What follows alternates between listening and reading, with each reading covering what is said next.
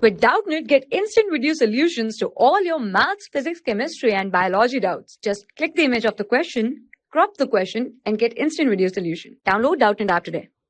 Hello everyone. Here is a question. What minimum horizontal speed should be given to a bob of simple pendulum of length L so that it describes complete circle? So let's see how we will do it.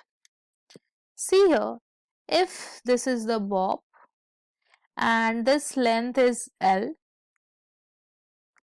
and it is given a speed u, right?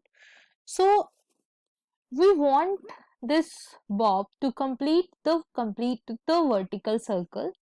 So the maximum chance of string getting slack is at this position when the string will be vertical and the particle will be going in this direction, and this is the length L. Mg will act in downward direction and tension will be acting in downward direction. So here the minimum is said, right? So we want the minimum speed, right? Okay, so for the speed to be minimum, let's see. For the speed to be minimum, this t should be 0. Since if v will be minimum, then only u will be minimum. We want the minimum u. So the v is equals to under root of gr. Now applying the work energy theorem, so you can see this bob traveled 2L, right? 2L. So the work done by gravity in this is this, right?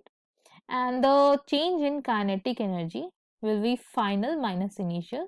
So the final kinetic energy, if you see here, that this is gr, so just put this value here.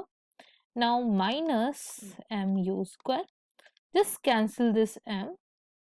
Now you will get that u square is equals to 4gl plus gl. So you will get, yeah, so this is L only, right? This is also. So this will be under root 5gl, and this is your answer. Simple. Thank you. For class 6 to 12, IIT JEE and NEET level. Trusted by more than 5 crore students. Download Doubtnut app today.